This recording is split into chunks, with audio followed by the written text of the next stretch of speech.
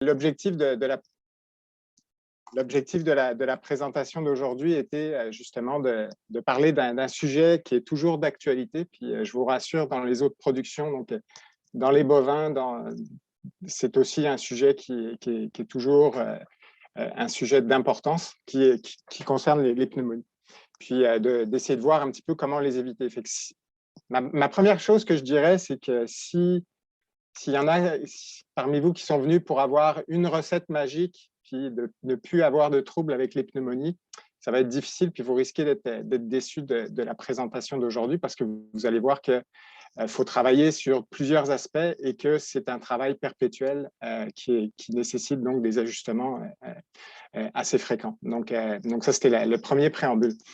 Le deuxième préambule aussi, c'est donc, comme ça a été dit précédemment, de ne pas hésiter, si vous avez des questions, à me les poser. Je ne suis pas quelqu'un qui regarde les chats parce que je suis vraiment monotâche. Quand je présente, je présente. Donc, s'il y a des questions brûlantes, n'hésitez pas à prendre le micro puis à me le demander.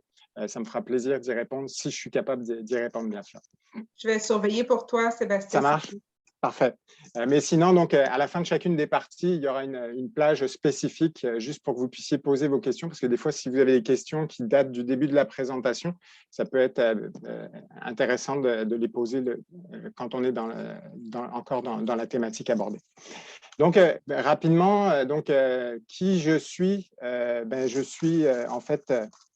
oups. OK. Donc, je suis un vétérinaire. Comme vous le voyez à mon accent, j'ai encore mon accent français, malgré le fait que ça fait un petit bout de temps que je suis ici.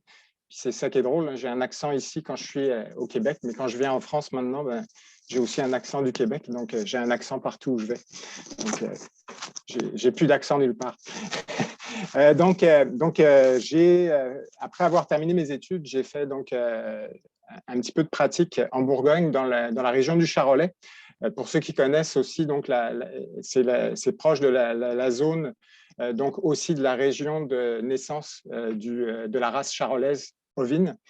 Et donc, en fait, dans la région où est-ce que j'étais, c'était principalement du vache-veau, mais on était quand même dans une région ici qui est à la limite entre la Côte d'Or et la Nièvre, qui était une région avec assez fréquemment donc, des troupeaux mixtes, c'est-à-dire souvent les gens avaient un troupeau de vaches-veaux, puis ils avaient une centaine de brebis. Donc, ça a été un peu mon initiation avec les petits ruminants. Mais ça restait, bien sûr, ce n'est pas un bassin de production petits ruminants purs, mais c'était quand même une exposition à minimum. Puis depuis 2003, finalement, j'ai fait le déplacement de la France vers le Québec. J'ai fait une spécialisation à la faculté de médecine vétérinaire en médecine des ruminants. Puis je suis prof à la clinique ambulatoire depuis 2006. Puis mes sujets d'intérêt, c'est vraiment la santé des sujets de remplacement et des jeunes en général. Donc, pas juste les animaux qui sont élevés pour rester dans le troupeau, mais les animaux aussi qui vont être élevés pour la viande. C'est un petit peu ça mon parcours. Puis parmi les sujets qui ont un impact important sur la santé des jeunes, c'est sûr que les pneumonies, c'est un sujet qui est vraiment majeur. Donc, comme je vous disais, si vous regardez n'importe quel élevage de jeunes ruminants, ça va être une problématique d'importance.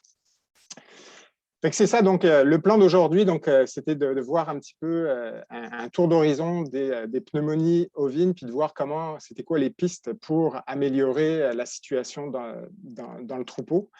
Et je pense que c'est comme tous les sujets, il faut y aller étape par étape pour être sûr de bien comprendre les facteurs qui sont importants, les facteurs de risque, puis aussi des fois de connaître un petit peu l'ensemble des formes que peut prendre la pneumonie.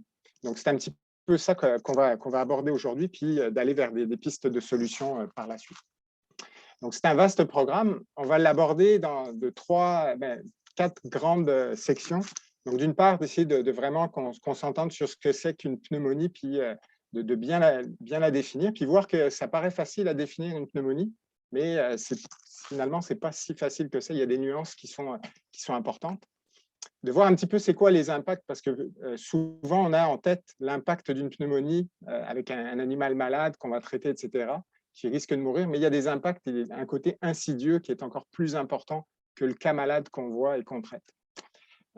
Puis ce qui va être important, puis c'est là qu'on va aborder finalement les pistes pour éviter les pneumonies, c'est de voir les facteurs de risque. Et vous allez voir qu'il y a pas mal de travaux qui sont, oui, faits dans les moutons, mais aussi beaucoup qui viennent de ce qu'on connaît dans les bovins. Puis au final, après ça, c'est de voir comment est-ce qu'on est capable d'évaluer la situation dans votre entreprise, dans votre troupeau, puis de voir comment est-ce que, notamment avec vos conseillers, puis votre vétérinaire, vous êtes capable d'aller avancer pour améliorer, faire un état de la situation, puis après ça, faire des changements et mesurer l'effet de ces changements dans votre élevage.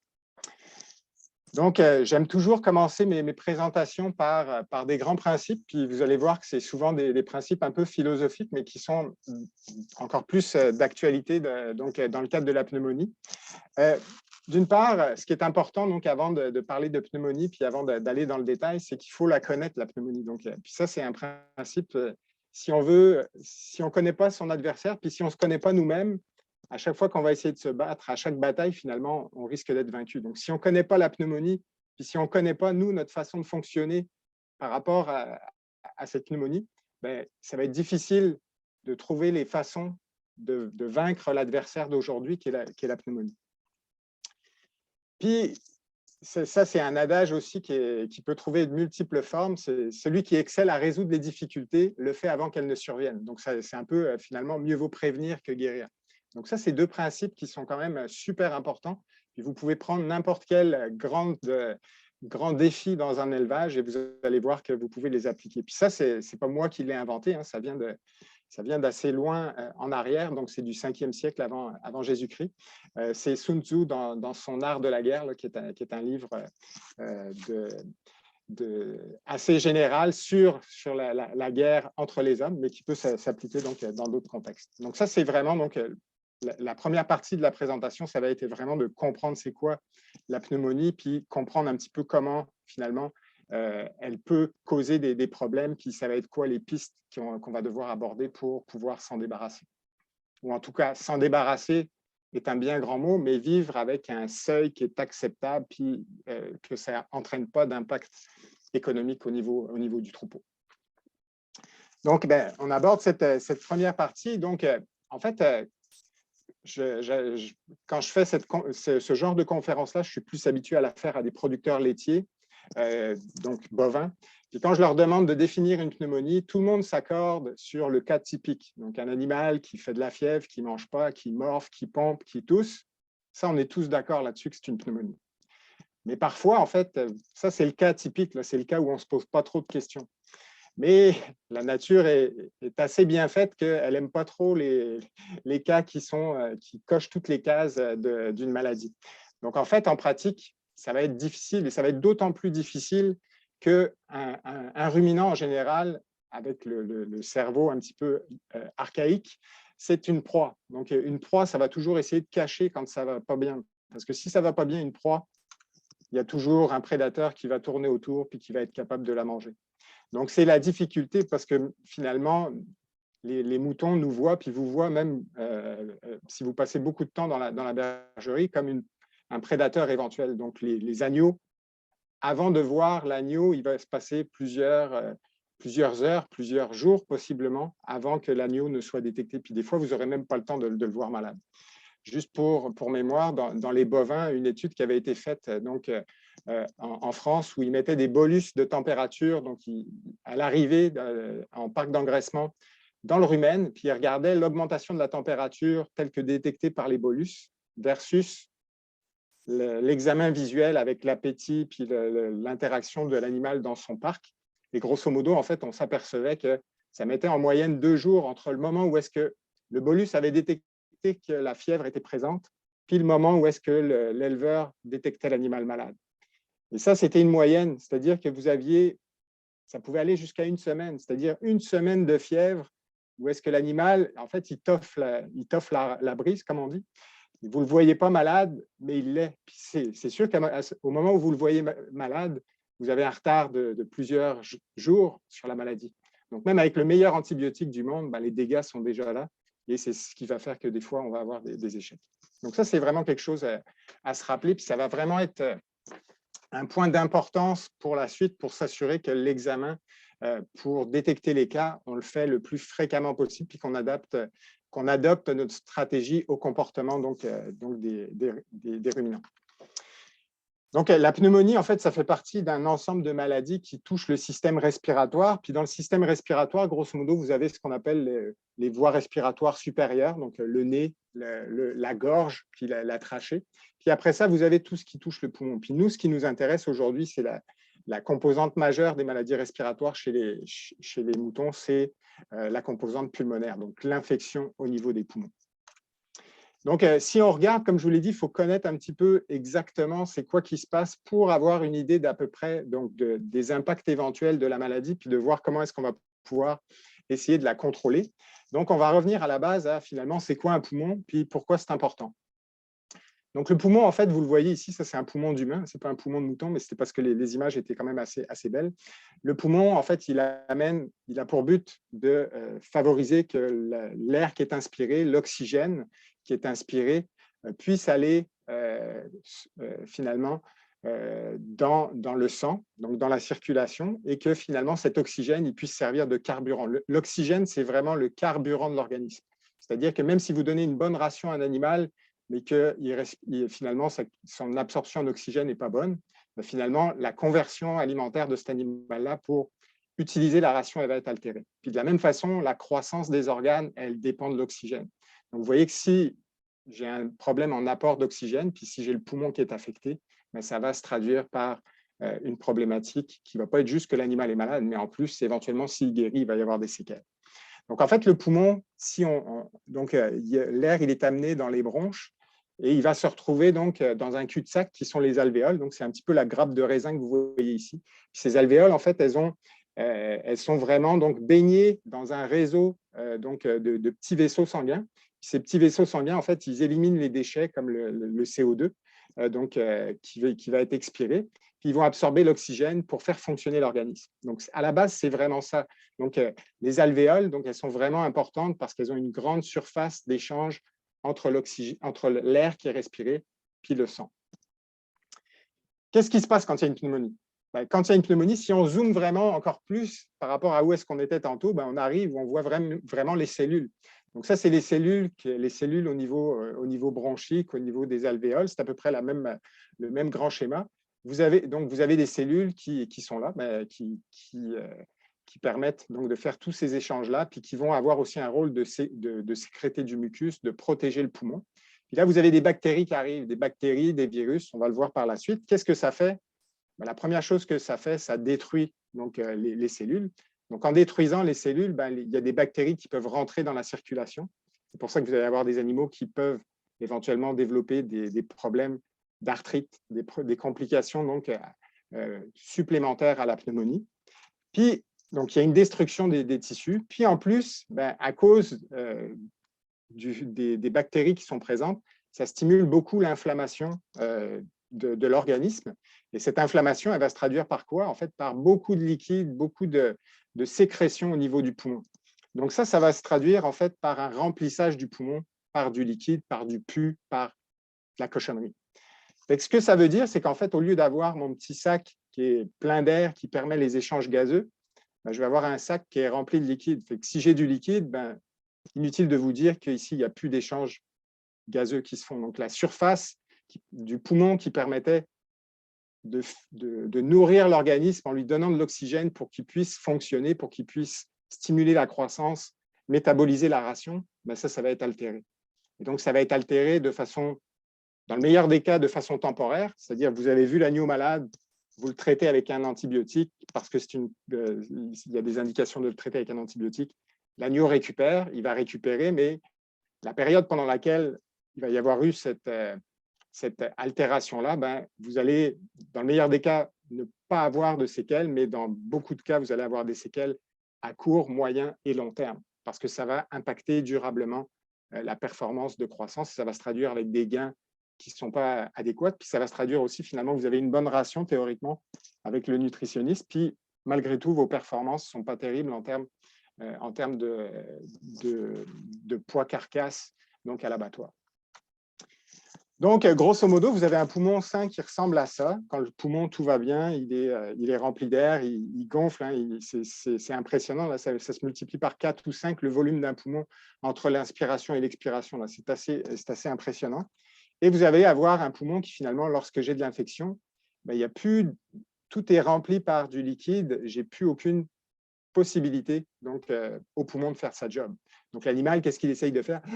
Il respire plus vite parce qu'en fait, une des façons d'augmenter la ventilation, c'est d'augmenter la fréquence de respiration, mais ça ne marche pas. Et que fatalement, après ça, si ça ne s'améliore pas, puis si l'infection progresse, ben, éventuellement, l'animal va pouvoir mourir. OK. Donc, ce qu'on sait, c'est que le poumon, ben, c'est un organe important parce que justement, ben, il est important parce qu'il a des conséquences aussi sur l'ensemble de la croissance puis du développement des organes. Puis, ce qu'on sait aussi du poumon, en fait, c'est que ce poumon-là, il a des moyens de défense qui, normalement, empêchent qu'il y ait de l'infection qui s'y rende. Ces moyens de défense, donc, il y a du mucus qui est sécrété, il y a des défenses immunitaires locales. Puis, il y a aussi puis ça, c'est des choses qu'on a appris dans les dernières années, ce qu'on appelle un microbiote. Donc, il y a certaines bactéries, des bonnes bactéries qui se trouvent aux différents endroits de l'appareil respiratoire. Donc, ici, vous avez représenté, en fait, tantôt, on avait le poumon avec les sacs d'alvéoles, mais là, j'ai juste les tubes qui mènent l'air vers les alvéoles. Donc, c'est juste représenté ici. Puis, en fait, donc, ce qu'on sait, c'est qu'il y en a qui se sont amusés. Les scientifiques, des fois, ils s'amusent avec des choses qui leur plaisent et qui ne sont pas vraiment tripantes quand on les décrit. Ils ont regardé dans les différents endroits du poumon s'ils trouvaient des bactéries. Donc, chaque couleur que vous voyez, c'est un type de bactérie différent. Puis, donc, vous voyez qu'on en trouve un petit peu partout, mais qu'on voit qu'il y a beaucoup de sortes différentes. Donc, ça, c'est une première chose. Donc, il y a une flore normale. Comme on a une flore digestive, l'animal a aussi une flore au niveau du poumon. Puis ça, c'est la même chose chez l'homme, c'est la même chose chez le veau. Donc, mais ce qu'on sait, c'est que cette flore, elle est très diverse, c'est-à-dire c'est un équilibre finalement. Il y a un paquet de bactéries qui se regardent les unes avec les autres, qui se maintiennent en équilibre. Lors de pneumonie, ce qu'il va y avoir, c'est qu'il y a soit un nouveau joueur qui est présent et qui va rompre cet équilibre-là, soit l'équilibre, c'est lui qui est rompu au départ, puis ça va permettre la prolifération d'agents qui normalement ne se multiplient pas. Puis les agents qu'on trouve fréquemment dans les pneumonies, ben, c'est des agents que quand on regarde sur des animaux sains, on va les retrouver dans la gorge. Donc, c'est-à-dire que vos agneaux, ils hébergent naturellement des bactéries qui peuvent devenir problématiques. Et on va les trouver aussi donc, au début de la trachée. Donc, c'est les pasteurelles. On va y revenir par la suite. Donc, tout ça, c'est juste pour vous dire qu'il y a différents moyens de défense au niveau du poumon. Puis, il y a aussi une flore qui est un concept qu'avant, on n'avait pas trop. On disait que le poumon, il était stérile. Le poumon, il n'est pas stérile. Il y a des bactéries. Il n'y en a pas beaucoup. Il n'y en a pas des grandes quantités. Mais il y a une grande variété d'espèces qu'on va y trouver qui maintiennent un équilibre puis qui empêchent que finalement, il y ait des mauvaises bactéries qui s'y développent. Donc, j'ai fini avec la partie un petit peu plus théorique, si on veut, sur l'anatomie du poumon, etc. Maintenant, on va revenir à quelque chose de plus gros. Qu'est-ce qu'on voit finalement? C'est quoi les formes de pneumonie qu'on est capable de voir? Donc, la première forme, c'est la forme suraiguë, c'est-à-dire que c'est la forme qu'on n'a pas vue avant que l'animal ne soit mort. Puis c'est là que ça renforce aussi l'importance quand on a des mortalités subites sans raison,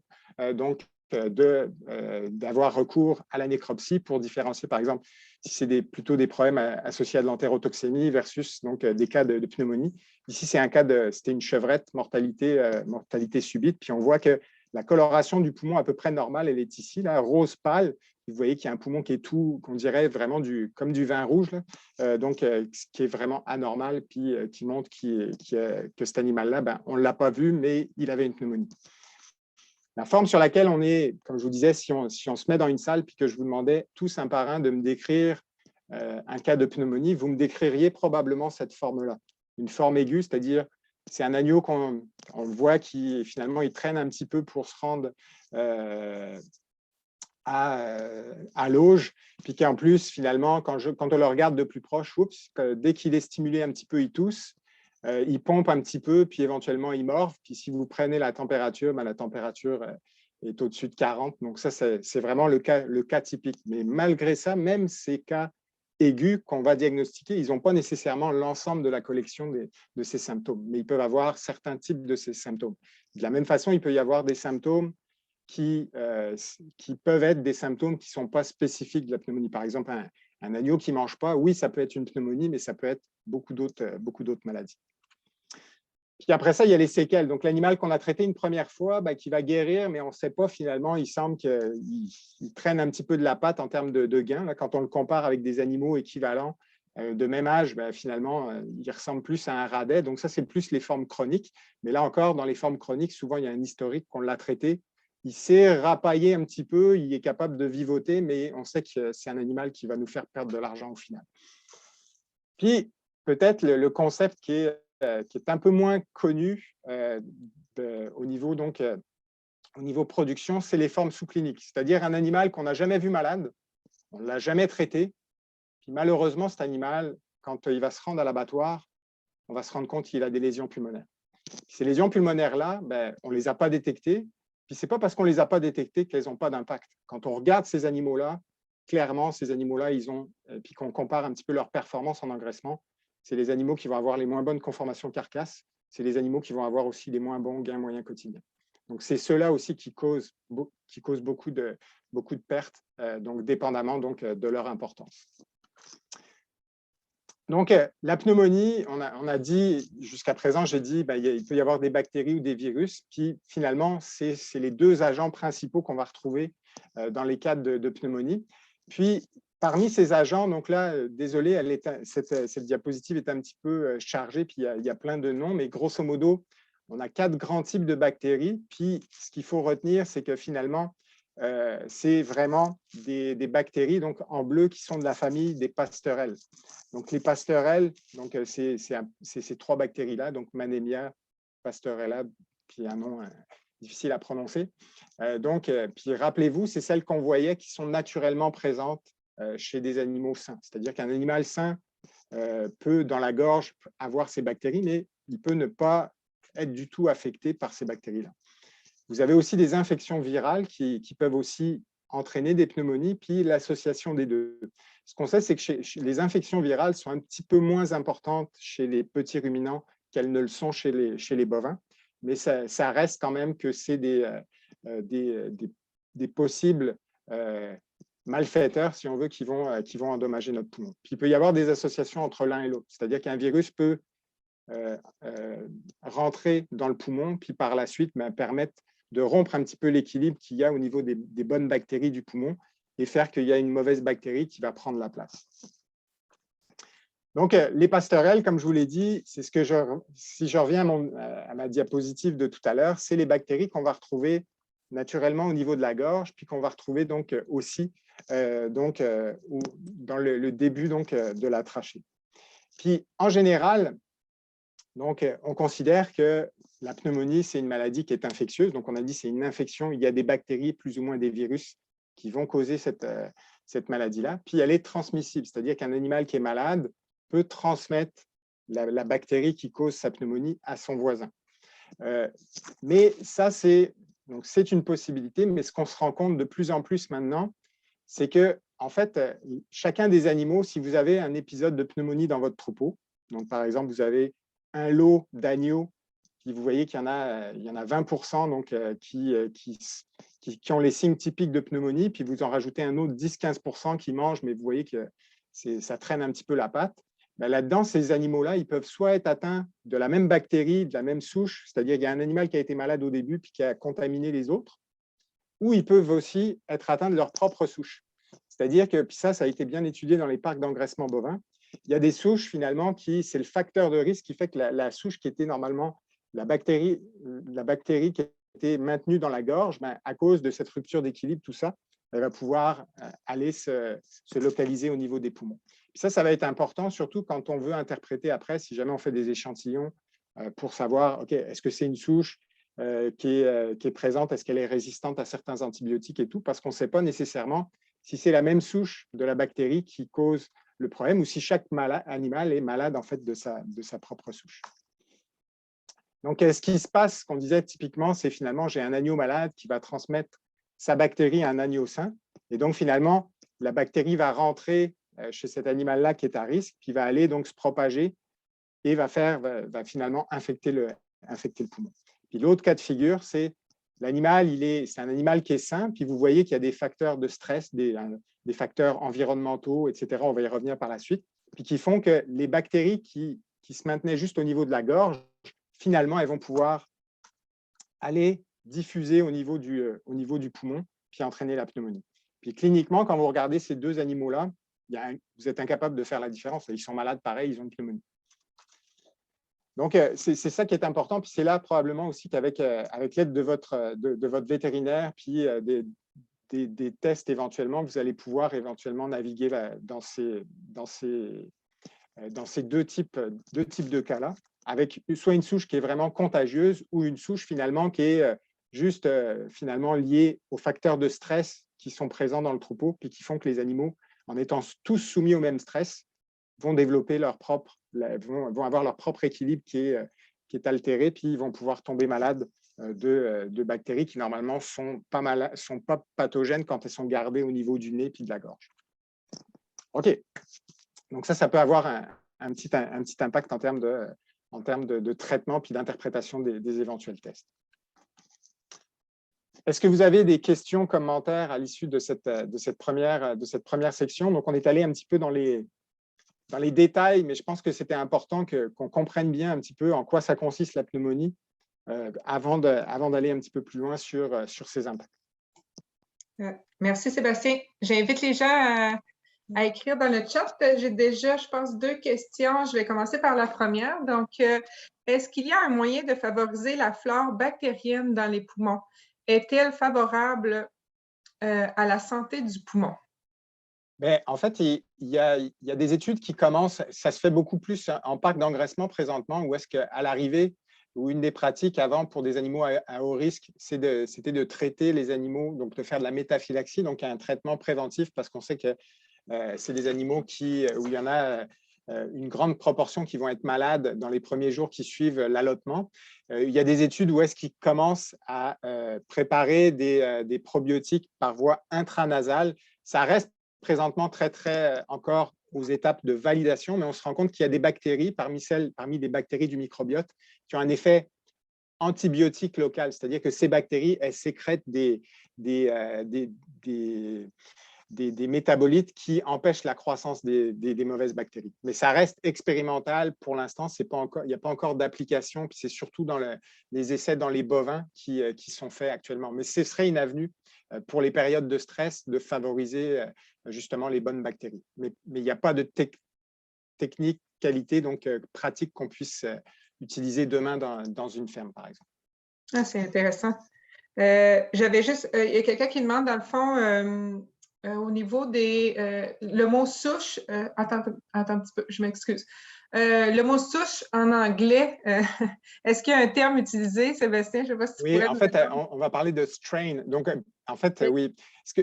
Puis peut-être c'est un petit peu détaillé, mais grosso modo, la même bactérie, finalement, la même bactérie peut avoir différentes caractéristiques. Donc, c'est ça qu'on va appeler des souches. Puis parmi les caractéristiques qui sont d'importance pour nous, vétérinaires, ou pour vous, en termes d'impact de traitement, c'est que certaines de ces souches peuvent être plus ou moins sensibles ou résistantes à des antibiotiques. C'est pour ça que le message que je voulais dire, c'est que des fois, quand on a une seule souche qui est présente, si je fais un test, puis que par exemple, la souche est résistante à des antibiotiques, cette souche-là, ça va être la même pour l'ensemble des animaux qui sont atteints. Mais ça, je ne le sais pas a priori. Je peux avoir la même bactérie, mais qui est issue donc d'animaux différents, et chacun peut avoir une petite souche, des petites différences donc au niveau de ces souches-là. Parfait, merci. J'ai une autre question qui demande, c'est Carl, est-ce qu'il y a un traitement pour une pneumonie de souche mycoplasme? En fait, là, le mycoplasme, ça, c'est une espèce. Donc, en fait, ce qu'on sait, c'est qu'il y a différents antibiotiques. Le mycoplasme, c'est une bactérie qui n'a pas de paroi bactérienne. Donc, il y a des antibiotiques pour lesquels le mycoplasme avec lesquels le mycoplasme ne sera pas sensibles parce que c'est des antibiotiques qui touchent la paroi des bactéries. Donc oui, il y a différents traitements qui peuvent être utilisés.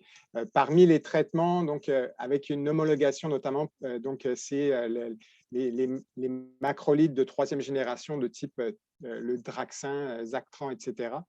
Donc, mais ça, c'est peut-être après. Donc, il y a certains antibiotiques qui ne fonctionnent pas sur les mycoplasmes parce qu'ils n'attaquent pas, ils attaquent une cible que le mycoplasme n'a pas, c'est la paroi. Parfait. Merci, Sébastien. Je n'ai pas d'autres questions pour le moment. Donc, on va continuer dans la prochaine section qui consiste donc finalement à parler des impacts de la pneumonie. Donc, en fait, on a effleuré un petit peu les notions d'impact quand on a parlé finalement de qu'est-ce que faisaient les poumons. Finalement, les poumons, c'est juste des pourvoyeurs en oxygène de l'organisme, donc qui vont stimuler tout le métabolisme de l'ensemble des organes. Donc, on se doute que si on a des altérations au niveau des poumons, ça va avoir des impacts sur un paquet de fonctions de l'organisme et ça va se traduire en termes de performance au niveau zootechnique. Donc, à court terme, finalement, il y a des signes qui sont associés à l'infection. Donc, l'animal, pendant qu'il est abattu anorexique, c'est sûr qu'il ne mange pas. Donc, c'est sûr que ça peut avoir un impact.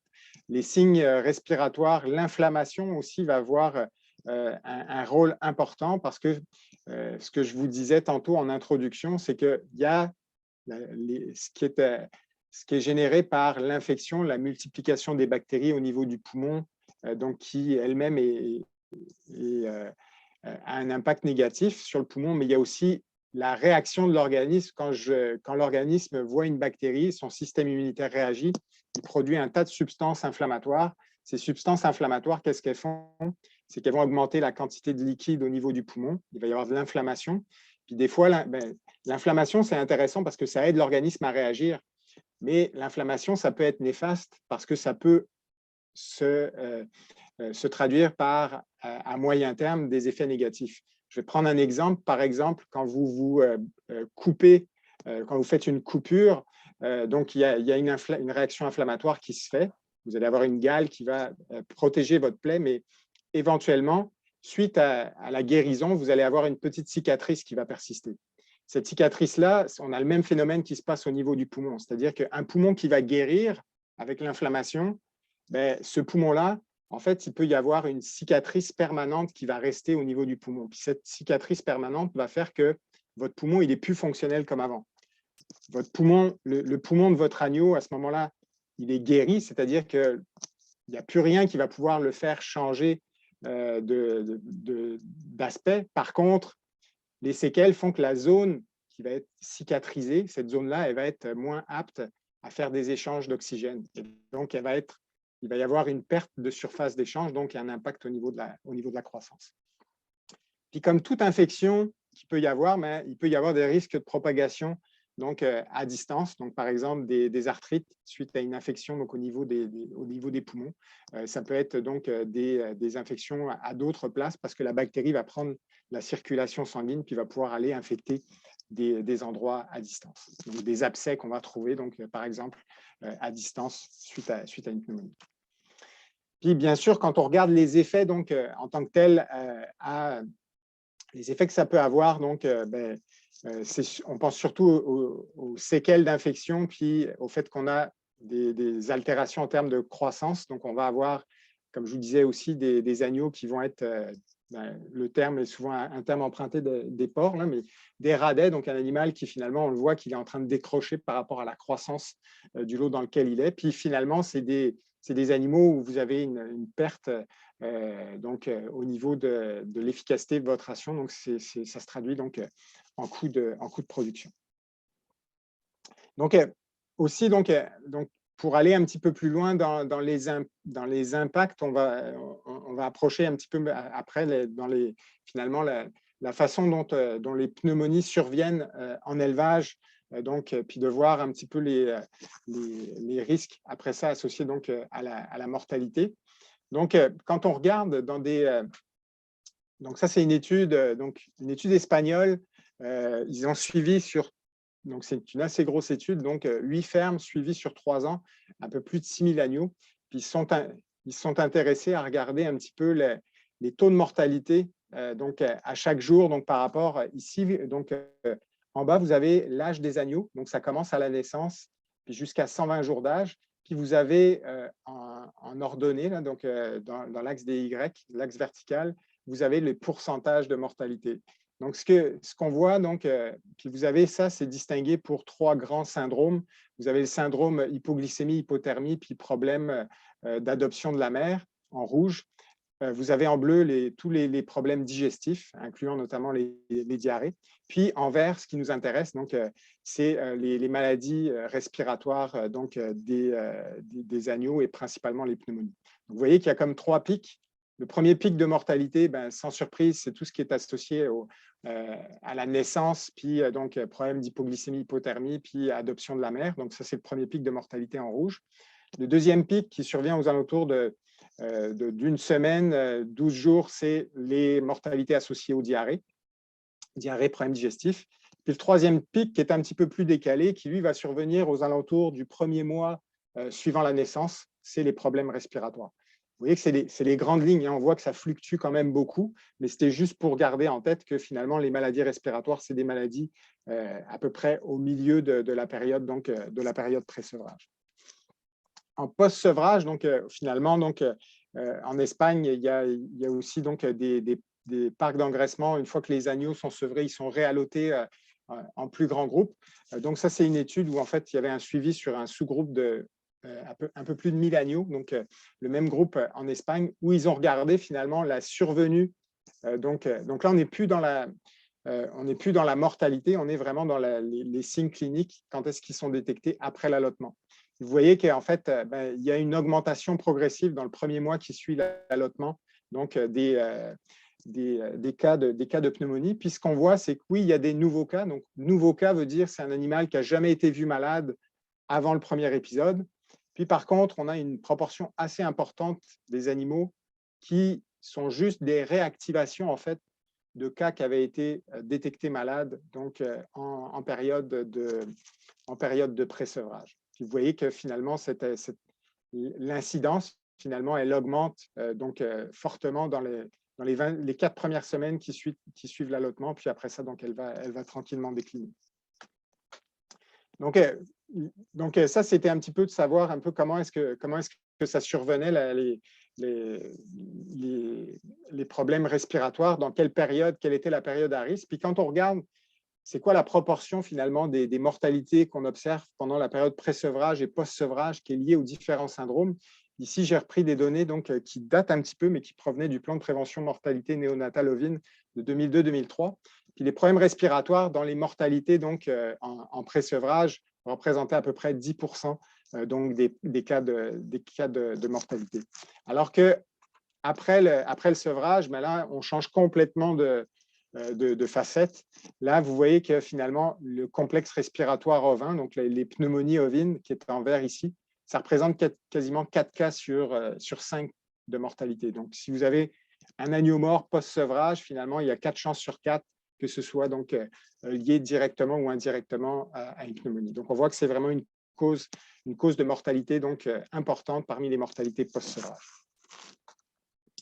Donc, c'est sûr qu'assez rapidement, quand on parle d'impact, il faut être capable de les quantifier puis de finalement voir un petit peu, soit par une évaluation directe en coût ou une évaluation par des indicateurs qui, eux aussi, sont directement liés donc, aux moyens de paiement, comme par exemple les gains moyens quotidiens.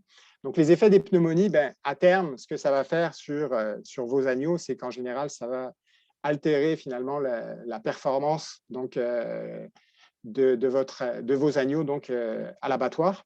Et donc, il y a aussi, bien sûr, le fait que quand vous avez des agneaux malades, que vous avez détecté, le temps que vous y passez, la façon dont vous allez après donc, les traiter, ça aussi, ça a un impact donc, négatif sur la rentabilité de votre entreprise. La mortalité, un animal qui est mort, par définition, c'est une perte nette pour vous.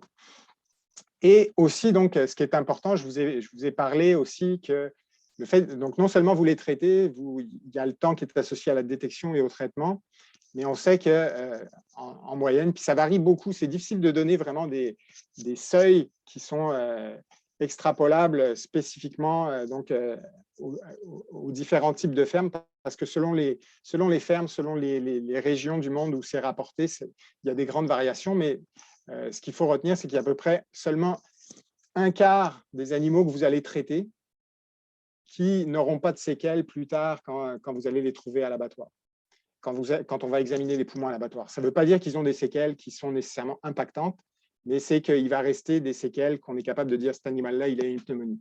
Peut-être qu'il a totalement guéri, peut-être si la quantité de poumons affectés est très faible, ça n'aura pas d'impact, mais assez régulièrement, ça risque quand même d'avoir un impact, le fait qu'il y a une proportion significative de son poumon qui, même si elle est guérie, reste anormale quand on la visualise.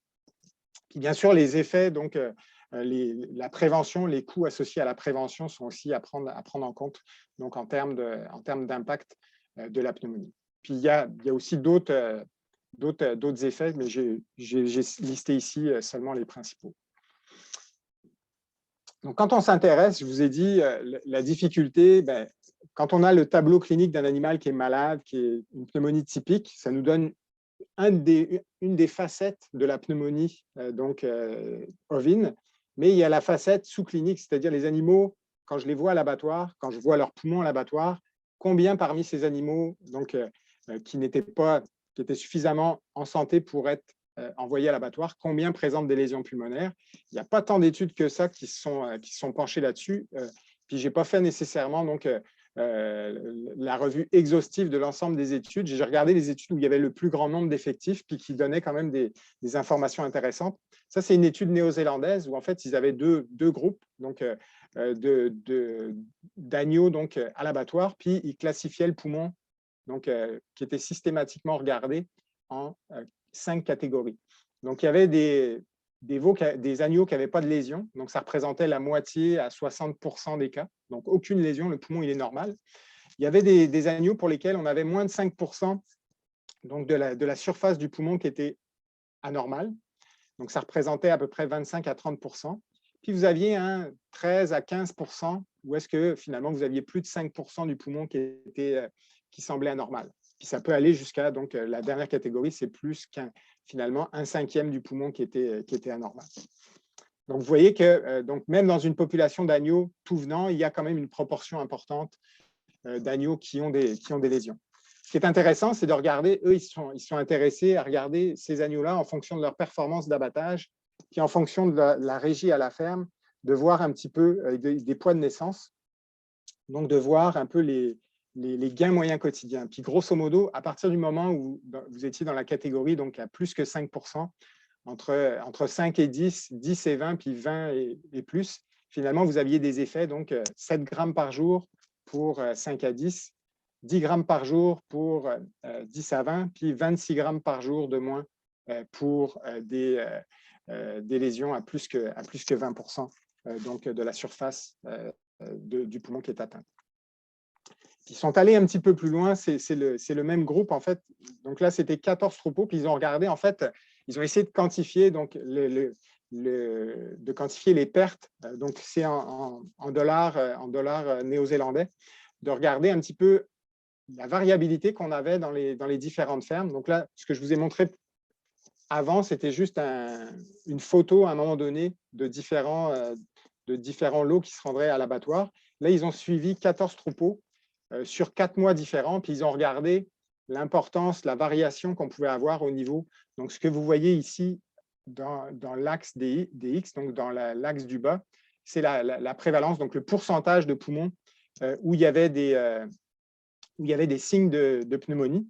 Puis en haut, vous avez finalement la perte moyenne par agneau pour les différents mois, donc janvier, février, mars, avril, qui correspondent donc à finalement donc un quart de l'année. Vous voyez d'une part que vous avez une grande variation. Il y a des mois de l'année où est-ce qu'il y a très peu de variation, comme au mois de janvier, entre les troupeaux. Là, ça varie entre 0 puis 12-13%. Puis vous avez au contraire des mois comme au mois d'avril où est-ce que ça peut varier jusqu'à 50% des agneaux qui ont des lésions au niveau du poumon. Puis ce qui est important, donc en fait, c'est de regarder que plus à chaque fois que finalement plus j'ai une augmentation de l'importance des pneumonies donc, telles qu'évaluées à l'abattoir, plus j'ai une perte par agneau dans le troupeau qui est importante. Donc, grosso modo, selon les troupeaux, ça pouvait varier de 0 à 6 $ par agneau. Puis ça, ce n'était pas par agneau atteint, c'est pour l'ensemble des agneaux qui sont vendus. Donc, il y avait tout un calcul pour faire l'analyse de budget donc, associé à ça, mais c'est pour vous donner quand même que ça peut avoir un impact quand même important. Donc, ça, l'autopsie, par définition, c'est un petit peu le gold standard. C'est vraiment la façon de savoir la vérité, là, si le poumon est normal ou pas. Mais souvent, donc, on n'a pas nécessairement accès donc, aussi facilement à ce type de scoring-là de lésions pulmonaires. Donc, on pourrait se dire finalement que se fier aux animaux qui sont traités durant l'engraissement, c'est quelque chose qui peut être intéressant. Effectivement, c'est quelque chose qui a un certain intérêt. Mais en fait, faut savoir que cet outil-là, cet indicateur-là, il a aussi des bémols. Puis il dépend beaucoup du niveau de détection, puis de la façon dont il est très éleveur dépendant, puis de la façon aussi dont on collige ces données-là. Donc, juste pour vous donner une étude donc, des États-Unis, où en fait, donc, ils comparaient finalement les différentes façons d'évaluer les pneumonies. Donc, la première chose, c'était de regarder les traitements, l'historique de traitement dans la ferme. Donc, dans les lots qui étaient suivis, vous aviez 8% de traitements respiratoires. Donc, finalement, vous regardez, vous avez 8% des agneaux qui sont traités. Puis, donc, quand vous regardez ça, par contre, d'un point de vue à l'abattoir, vous aviez 38% des agneaux qui avaient des lésions graves. Là. Graves parce qu'on parle vraiment à plus que 50% du poumon touché. C'est vraiment une grande quantité du poumon qui est plus fonctionnel. Puis quand vous regardiez ceux qui avaient plus que 5%, là, donc si on fait la même catégorisation que tantôt avait fait les Néo-Zélandais, vous aviez quasiment 2 agneaux sur 3 qui avaient eu un problème de pneumonie.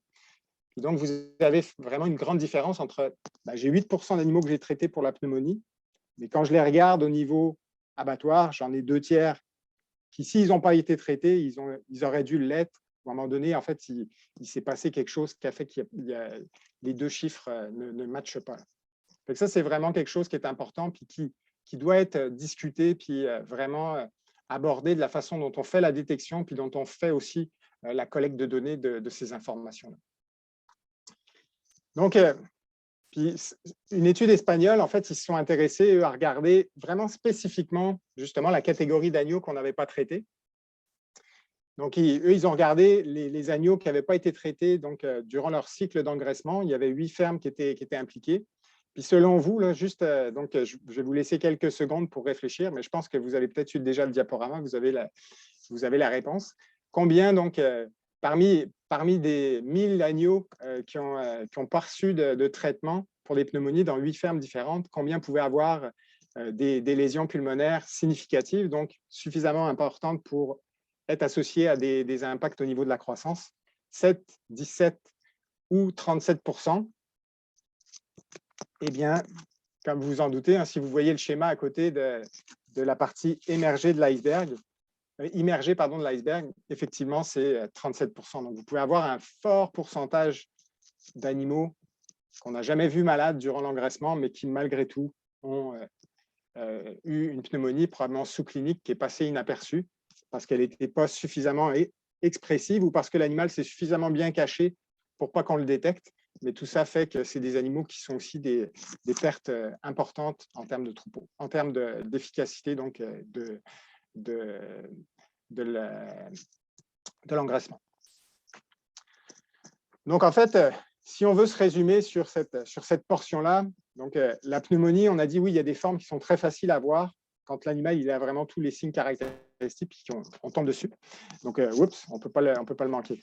Mais il y a tout l'éventail des animaux qui sont un peu moins affectés, qui toffent, mais qui sont quand même pas assez performants et qui vont causer des pertes en termes de performance des carcasses. On peut avoir donc, pour un seul cas détecté, jusqu'à 3 cas qui ne sont pas détectés. Donc, on manque vraiment de sensibilité lorsqu'on fait lorsqu'on fait notre examen vraiment avec les signes cliniques caractéristiques qui définissent une pneumonie. Donc, en fait, il n'y a pas vraiment on voit qu'il y a deux ronds différents, puis que chacun n'est pas nécessairement inclusif complètement avec l'autre. Donc, il y a les traitements d'un côté, puis il y a les lésions à l'abattoir. Puis, je vais laisser juste une petite, un petit 10 secondes pour que chacun puisse réfléchir. Donc, est-ce que dans votre troupeau, si demain, avec votre vétérinaire, est-ce que vous avez facilement accès au pourcentage d'agneaux traités donc, ou au nombre de traitements qui ont été faits selon les différents agnelages que vous avez eus? Ça, c'est la première question.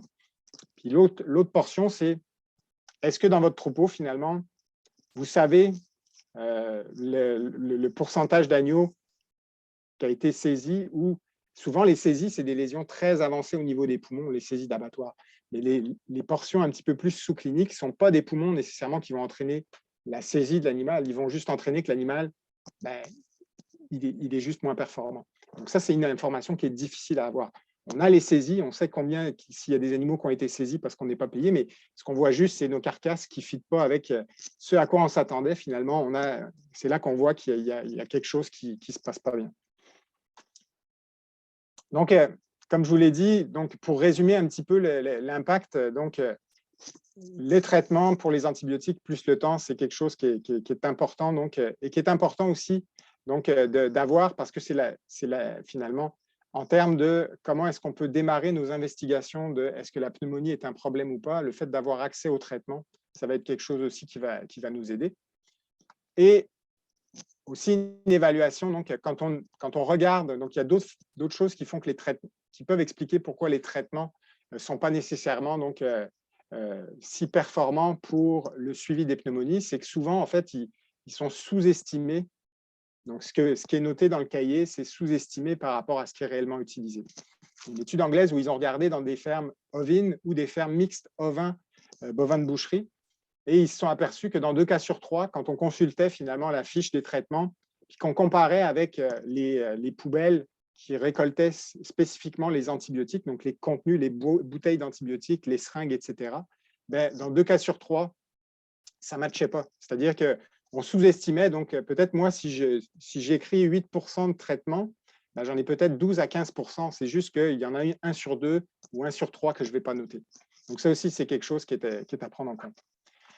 Donc, au final, en fait, ce qui est important, puis c'est ça un petit peu, on va y revenir par la suite, mais ce qui est important de savoir, c'est dans quel cas de figure est-ce que vous vous situez, vous? Est-ce que dans votre troupeau, vous êtes dans une situation où, oui, il y a quelques cas de pneumonie, mais on n'a pas vraiment d'outils pour savoir si la pneumonie peut être vraiment impactante au niveau de votre entreprise, ou si justement vous avez des chiffres, des données, des estimés qui permettent d'avoir une certaine idée, puis de se donner justement ce niveau-là pour partir, pour après ça être capable, lorsqu'on va éventuellement mettre en place une correction de la régie, être capable donc d'aller observer une amélioration par rapport à ces données-là.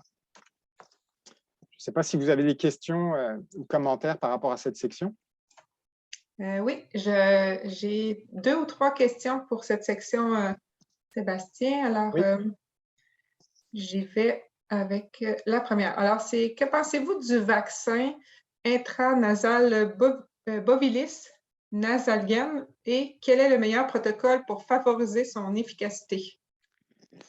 En fait, là, puis on va en parler par la suite. On est vraiment, au niveau des vaccins, donc en Amérique du Nord, on est assez peu pourvu en vaccins spécifiques ovins. Donc, souvent, on va utiliser quand on utilise des vaccins, on utilise des vaccins bovins. L'efficacité des vaccins bovins sur les problèmes respiratoires ovins, elle est assez contradictoire. Donc, c'est difficile pour moi j'ai pas assez de données. Je sais que c'est utilisé en pratique, puis il semble y avoir certains résultats. La difficulté, puis ça, c'est aussi quelque chose qui est important à prendre en compte, c'est que souvent, quand on a un épisode de pneumonie, puis on le vit aussi dans les bovins, on a un épisode de pneumonie clinique, on a beaucoup d'animaux qui sont malades. Là, comme on dit, le feu est pris dans l'étable. On arrive, on met en place un paquet de stratégies pour essayer de régler ça, incluant par exemple la vaccination intranasale, parce qu'on sait que c'est beaucoup plus rapide pour avoir une efficacité locale pour stimuler l'immunité. Mais souvent, lorsqu'on intervient dans des conditions comme ça, on est souvent au pic de l'épidémie. Donc, en fait, grosso modo, ça veut dire que peu importe ce que vous allez faire, assez rapidement, donc le nombre d'animaux qui est malade ne pourra pas augmenter au-delà d'un certain pourcentage, donc il va y avoir une diminution.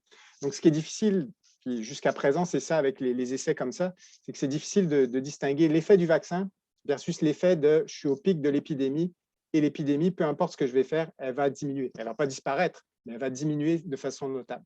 Donc, tout ça pour faire bref, je n'ai pas vraiment de recul sur l'utilisation des vaccins. On n'a pas d'études qui permettent vraiment de le dire.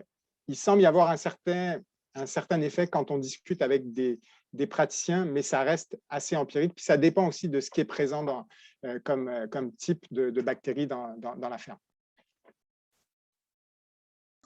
Parfait, merci. J'en ai une autre sur plus qui touche la qualité de la viande versus les pneumonies. En fait, je vais la lire au complet.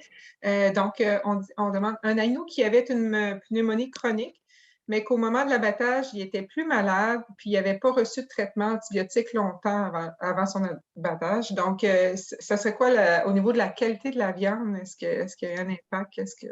En fait, la qualité, c'est sûr que la carcasse, donc finalement, le développement musculaire va généralement être moins important. Donc, c'est sûr que le rendement carcasse est altéré.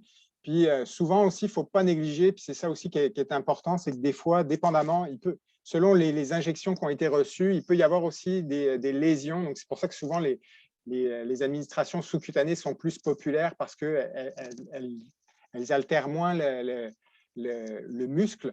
Mais ça peut être aussi des portions finalement de la carcasse qui peuvent être trimées lorsque l'animal va se rendre sur la chaîne d'abattage parce qu'on s'aperçoit qu'il a, par exemple, un abcès ou une zone qui est anormale au niveau d'un site d'injection. Donc, ça aussi, ça peut être un autre effet.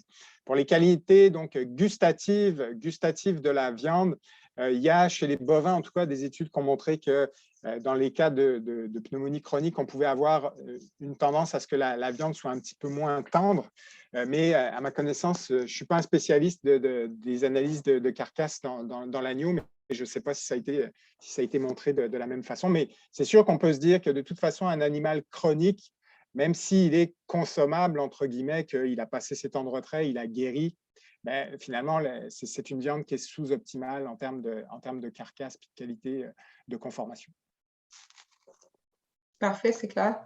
Une dernière au niveau de l'abattage également. Qu'est-ce qui arrive? Qu'arrive-t-il si les poumons ont des lésions ou des cicatrices à l'abattage? L'agneau est-il perdu? Je sais que tu en as parlé un peu, ça a peut-être répondu déjà un peu à sa question. Ouais. Mais en fait, puis je ne rentrerai pas nécessairement dans le détail. Il y a des grilles vraiment assez spécifiques. On va regarder bien sûr le type de lésion qui est présente, si c'est une lésion qui est de type active ou plus une lésion de type cicatricielle, puisque ce qui va être regardé aussi systématiquement, c'est les ganglions au niveau, donc les ganglions qu'on va trouver donc proches des poumons, parce que ces ganglions, en fait, s'ils sont très réactifs, etc., ils peuvent montrer que l'infection est active. Donc, on a différentes échelles qui permettent de décider de ça. Donc, grosso modo, si les lésions sont de faible taille et si elles sont non actives, l'agneau ne va pas être éliminé. Là. Et puis, c'est ça qui va être difficile, c'est que des fois, l'information ne sera pas nécessairement retournée. Quand vous allez avoir vos retours de prix, vous ne le saurez pas. Vous aurez juste peut-être des agneaux qu'on dit, tiens, finalement, j'ai des gains qui sont moins… Je vois que j'ai des agneaux qui n'avaient pas des bons gains. Puis, c'est peut-être ces agneaux-là que finalement, il y avait une petite lésion, mais qui était juste une cicatrice. L'agneau, il passe, la viande est consommable, etc. Il n'y a pas de problème, mais c'est juste qu'il y a de l'argent qui a été perdu sur cet agneau-là parce que la pneumonie a impacté sa croissance. Parfait. Merci. Je te laisse continuer, Sébastien. Parfait. Donc, on arrive dans la partie qui est donc, on a vu c'était quoi une pneumonie, on a vu les impacts, on a commencé à ébaucher quelques analyses sur les facteurs de risque. Et c'est sûr qu'en fait, au niveau des facteurs de risque, il y a beaucoup moins d'études qui ont été faites sur les moutons par rapport, donc sur les agneaux pour les problèmes respiratoires par rapport à ce qu'on peut avoir chez les bovins. Donc, c'est sûr que je me suis pas mal fié à ce qu'on sait sur les bovins parce que c'est là qu'on a énormément d'études avec des systèmes d'élevage aussi qui sont relativement comparables dans le cadre notamment des bovins laitiers. Donc, c'est quelque chose que j'ai utilisé donc, pour la suite. Donc, nos amis les bovins nous aident pas mal dans cette portion-là. Puis ça va nous donner aussi des pistes à vous comme producteurs, puis à nous comme intervenants pour voir qu'est-ce qu'on investigue pour savoir, OK, j'ai des animaux que je traite. Après ça, on peut dire comment est-ce qu'on fait pour mieux les traiter, etc. Mais souvenez-vous de ce que je vous ai dit au début. Le but est de dire, OK, c'est quoi mon problème qui fait que je traite des animaux? Puis comment est-ce que je peux faire que j'en traite moins? Moi, c'est la première chose puis que non seulement j'en traite moins, mais que j'ai aussi moins d'animaux que je ne vois pas et qui sont des pertes parce qu'ils se rendent à l'engraissement, mais ils ne performent pas. Donc, c'est là que les facteurs de risque sont importants. Chez les bovins, donc, ça, c'est une figure donc, bovin. Vous voyez que ça ne ressemble pas à un mouton. Puis c'est un bovin avec une grosse tête parce qu'en fait, c'était pour montrer l'importance de la flore bactérienne qu'on trouve dans la gorge, dans le nez, pour l'impact sur les pneumonies. Donc, vous avez imaginez que c'est un agneau. L'agneau, il va bien.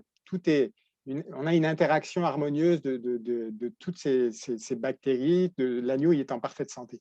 C'est quoi les facteurs qui peuvent précipiter donc l'apparition d'une pneumonie, puis qui vont rendre que finalement cet agneau-là qui était sain va devenir un agneau qui est malade et qui a une pneumonie. Donc, on va y avoir ici des bactéries, des mauvaises bactéries qui vont se rendre, qui vont entraîner que le poumon, ce qui est en brun ici, c'est des zones de poumon qui sont non fonctionnelles. C'est sûr qu'il peut y avoir une certaine sensibilité d'un agneau qui, pour une raison ou une autre, a un système immunitaire qui est un petit peu moins performant. Parce que aussi, on va le voir, avec le transfert d'immunité passif, le colostrum a été un petit peu déficient. Ça, c'est quelque chose qui est un facteur de risque. La diète, il y a des déficiences au niveau de la diète, s'il y a une tendance à avoir des diètes qui provoquent un petit peu plus de débalancement au niveau de l'acidose, etc., ça peut aussi être des facteurs de risque. Le sevrage, c'est un facteur de stress. Le stress, ça entraîne une sécrétion notamment de cortisol. La cortisol, ça peut diminuer l'efficacité du système immunitaire. Donc, c'est sûr que là aussi, ça va être un facteur qui peut précipiter l'apparition de la maladie. Mettre l'animal dans un nouvel environnement. Donc là, j'ajoute le stress. Donc, j'avais le stress de la séparation de la mère. Et là, j'ai le stress de le mettre en gagne, puis avec des animaux qui ne se connaissent pas. Donc, ça peut aussi entraîner en soi donc un risque accru. Il faut aussi se souvenir que les animaux avec qui je mets mon agneau, ils peuvent eux aussi être excréteurs de certaines bactéries auxquelles l'agneau n'a pas été confronté. Bien sûr, les bactéries, les virus, c'est aussi des agents qui vont ultimement donc infecter le poumon. Bon, tout ce qui est mix et transport, c'est aussi des facteurs qui sont peut-être un peu plus importants dans le cadre de troupeaux donc, en parc d'engraissement où les animaux sont sevrés puis ils sont envoyés mis en groupe, vendus aux encamps, puis après ça, ils sont encore transportés vers les sites d'engraissement. C'est peut-être un peu moins pertinent selon les entreprises, mais c'est aussi un facteur de risque. Puis tout ça, en fait, ça nous ramène à la triade qu'on explique tout le temps aux étudiants en médecine vétérinaire. En fait, pour les maladies, là, souvent comme vétérinaire, on a beaucoup le focus sur la bibite, c'est-à-dire c'est quelle bactérie, si c'est la bactérie, OK, ça va être tel antibiotique. Si c'est un virus, OK, je n'ai pas d'antibiotique, mais j'ai peut-être un vaccin. Si c'est un parasite, on focalise sur la bibite. Ça ne veut pas dire qu'il ne faut pas focaliser sur la bibite, mais ce qui est le plus important, vraisemblablement, c'est en fait, c'est de maintenir un équilibre dans ce triangle-là. Et cet équilibre-là doit être axé sur vos animaux. Donc, les animaux, c'est quoi? C'est d'avoir des animaux qui ont un bon système immunitaire. Donc, pour les jeunes, ça veut dire un transfert d'immunité passive, donc du colostrum de bonne qualité. Ça veut dire éventuellement une vaccination, puis pas la vaccination nécessairement pour les maladies respiratoires, mais une bonne vaccination de base, par exemple pour l'entérotoxémie. Éviter les carences, vitamines, sélénium, vitamines, etc., parce que là aussi, ça fait fonctionner le système immunitaire. C'est sûr qu'après ça, il y a des facteurs qu'on ne peut pas vraiment limiter. On sait qu'un agneau plus jeune, il est plus fragile. Donc, il va falloir juste s'assurer qu'on prend des précautions spécifiques qui sont adaptées à son statut d'animal jeune. Puis, de limiter les stress ou les diluer pour s'assurer que finalement, on a un système immunitaire qui n'est pas trop altéré par ces changements brusques qui surviennent au cours de la vie, donc au cours du cycle de production. Donc, on a le côté animal, puis l'autre côté sur lequel on a aussi un impact important, c'est le côté bâtiment. Côté bâtiment hygiène, j'écoutais tout à l'heure que la prochaine conférence, ce sera sur la façon de développer et de construire une nouvelle bergerie, ben ça, c'est vraiment fondamental de s'assurer donc qu'on respecte les bons principes en termes notamment de ventilation, en termes d'alimentation, d'espace d'alimentation, en termes de densité aussi. La densité animale va augmenter fatalement l'humidité de la litière. L'humidité de la litière, si c'est mal ventilé, ça va faire que finalement, j'ai des bactéries qui se retrouvent, j'ai de l'ammoniac qui va se retrouver dans l'air. Et cet ammoniac-là, c'est aussi un facteur qui va finalement gratter un petit peu la muqueuse du nez, puis la muqueuse de la trachée des petits moutons. Puis finalement, ça va favoriser que les bactéries pathogènes vont pouvoir causer de la pneumonie. Donc ça, c'est vraiment aussi des choses qui sont importantes. Donc ce que je veux que vous reteniez, puis c'est souvent aussi le message qu'on a dans les bovins laitiers, c'est que oui, les bactéries, les virus, c'est important, mais vous en aurez toujours des bactéries, des passerelles chez des agneaux. Il y en a depuis que les agneaux existent sur Terre. La seule chose, c'est qu'en fait, il faut axer sur les facteurs que vous pouvez contrôler, et les facteurs qu'on peut contrôler, principalement, c'est ces facteurs-là, donc au niveau des animaux, puis au niveau de l'élevage. Ça veut dire aussi indirectement, au niveau de l'élevage, la biosécurité. Donc, si vous rentrez des animaux d'un autre troupeau, connaître l'historique du troupeau, faire une quarantaine, c'est aussi des bons principes qu'on va voir par la suite. Je vous l'ai dit, je suis français, j'ai travaillé en Bourgogne, donc j'essaye de mettre une analogie au vin ici. Donc, en utilisant un tonneau, on pourrait utiliser avec une chaîne. Mais grosso modo, c'est le concept qu'on utilise souvent pour le concept de pneumonie. En fait, la pneumonie, comme je vous dis, on ne peut pas nécessairement penser avoir 0 cas d'infection pulmonaire, 0 cas de pneumonie. C'est impossible. Si c'est ça votre objectif, je vous le dis d'emblée, vous n'y arriverez jamais. Par contre, on est capable de maintenir cette pneumonie-là au plus bas pour que ça n'impacte pas les performances du troupeau. Et ça, en fait, comment est-ce qu'on fait comment est-ce qu'on maintient cet équilibre? Ben, c'est le concept du tonneau ici. Il faut imaginer que finalement, la pneumonie, puis l'impact clinique de la pneumonie, c'est si mon tonneau il déborde. Si mon tonneau il déborde, ça veut dire quoi? Ça veut dire qu'il faut que je comble les points faibles de mon troupeau. Et dans un troupeau, j'ai plusieurs points importants de la régie du troupeau.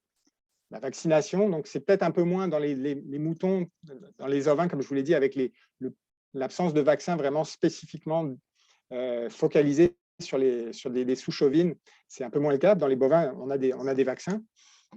J'ai une bonne détection, donc je détecte les animaux avant qu'ils soient trop malades, puis avant qu'ils puissent éventuellement en contaminer d'autres. Donc vous voyez que là, ici, j'ai vraiment un facteur, une bonne protection avec ma détection.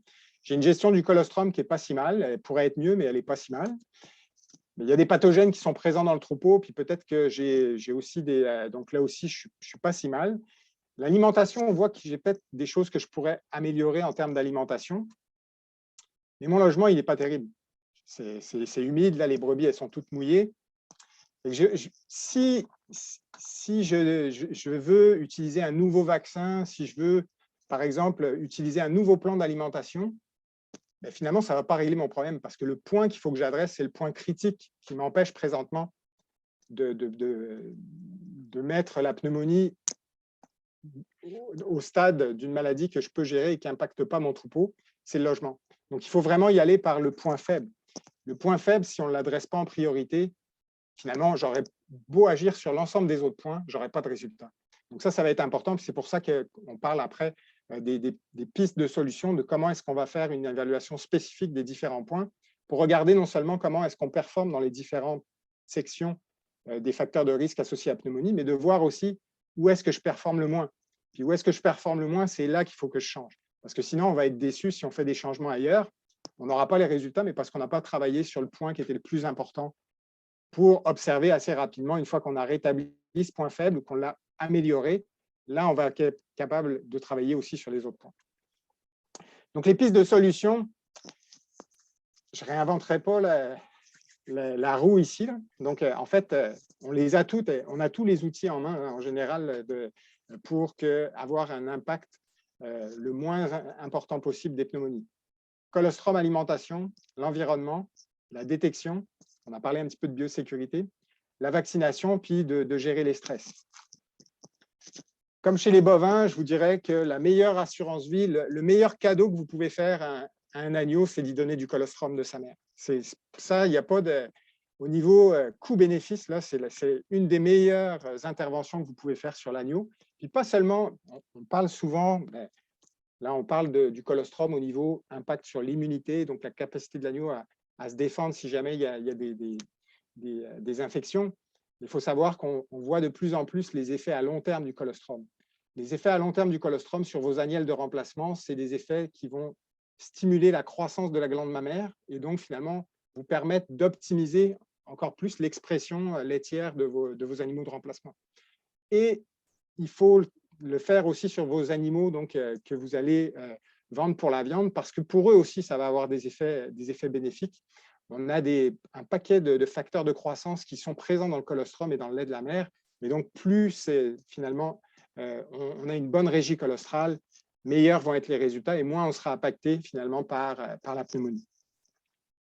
On n'a pas d'études de ce type-là chez les moutons, mais il faut savoir que chez les bovins, on a beaucoup d'études qui ont comparé l'effet d'un bon transfert d'immunité colostrale sur les maladies néonatales. En fait, l'effet du bon transfert de colostrum, il est supérieur, l'effet protecteur est supérieur pour les maladies respiratoires par rapport aux effets protecteurs sur la diarrhée. Donc, ça a vraiment un gros impact. On pensait traditionnellement que comme c'est une maladie qu'on observe un peu plus tard, dans le premier mois qui suit la naissance, que peut-être l'immunité colostrale était moins importante par rapport aux diarrhées qu'on observe souvent dans les premières semaines. Mais on se rend compte que non, c'est très important. Fait que vraiment, ce point-là, le colostrum, c'est la régie de base. Puis après ça, l'environnement, je vous l'ai dit, il faut qu'il y ait une ventilation, un minimum. Puis cette ventilation, elle doit se faire. Puis c'est là que des fois, c'est embêtant parce que, surtout quand l'étable n'a pas été conçue nécessairement ou c'est une étable qui n'était pas utilisée comme bergerie au départ, c'est difficile d'avoir une bonne ventilation sans avoir de courant d'air, parce que c'est les courants d'air qui sont néfastes pour la santé respiratoire. Mais il faut que vous ventiliez, parce que si l'air n'est pas changé, finalement, on a comme l'humidité va rester auprès des animaux, et finalement, ça va entraîner que vous allez avoir plus de problèmes d'ammoniac, finalement des gaz qui sont des gaz de fermentation de la litière, qui peuvent être nocifs, puis diminuer la résistance de l'animal à la pneumonie. Donc, ça, c'est vraiment quelque chose qui est important. Il y a des normes, puis je ne vais pas parler des normes, ça, j'avais pris ici. Donc, c'était un document de la commission ovine du groupement technique vétérinaire, qui est l'équivalent un petit peu de l'association de vétérinaires praticiens, donc ovins, donc en France. Il y a des outils, puis je sais que le CEPOC a mis en place donc, différents outils pour évaluer donc, les conditions d'ambiance, puis aussi donc, évaluer les conditions de ventilation donc, des bergeries. Donc, je pense que ces outils-là, c'est important de pouvoir les utiliser, puis de faire un diagnostic de la situation dans votre ferme, parce que ça peut être quelque chose d'important aussi donc, à penser, surtout si c'est le point faible de la régie. Donc, à un moment donné, mais si vous ne l'adressez pas, fatalement, vous ne pourrez pas améliorer votre statut au niveau des pneumonies. Bon, puis il y a l'outil, donc ça, c'est un outil un petit peu plus compliqué sur la façon d'améliorer la ventilation des fermes. Puis, je vous ai dit, peut-être qu'il serait temps de penser à des outils qu'on pourrait développer comme chez le veau, on le fait, pour avoir, je vous l'ai dit, les traitements, ça dépend beaucoup de comment est-ce qu'on définit un cas. Puis des fois, ce n'est pas évident quand on parle quand nous, comme vétérinaires, on parle à 2 ou 3 éleveurs différents, puis qu'on a finalement la même fiche avec des traitements, et que finalement, il y a un éleveur qui détecte sans la température, par exemple, sans prendre la température, l'autre, il regarde uniquement si l'agneau il tousse ou pas, puis l'autre, il regarde uniquement si l'agneau ne mange pas et fait de la fièvre. C'est difficile de comparer puis de savoir si finalement on évalue la même chose. Donc, il y a des scores qui ont été développés, donc, notamment par l'équipe du Wisconsin, qui regardent de façon spécifique. Donc, avant de déclarer un agneau, un veau malade, il faut que j'examine systématiquement systématiquement donc, sa température, est-ce qu'il tousse, est-ce qu'il ne tousse pas, est-ce qu'il a des écoulements nasaux, etc. Donc, ça permet de standardiser, puis ça permet donc de s'assurer qu'on parle tous le même langage. Donc, c'est déjà quelque chose de bien, même si ce n'est pas magique.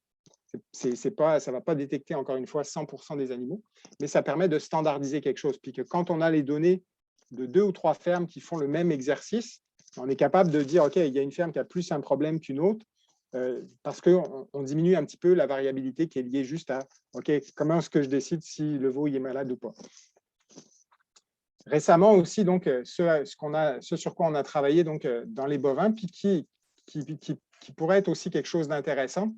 Je vous l'ai dit, on a souvent l'information sur ce qui se passe au niveau des poumons quand il est trop tard. Je veux dire, à l'abattoir, malheureusement, l'agneau qui avait un poumon avec des lésions, il est trop tard pour changer de quoi sur cet agneau-là. Et donc, il est trop tard aussi pour savoir ce qu'on aurait pu changer donc, pendant que cet agneau-là, il était à l'engraissement. Donc, ce qu'on commence à faire puis, dans les bovins, c'est des échographies des poumons.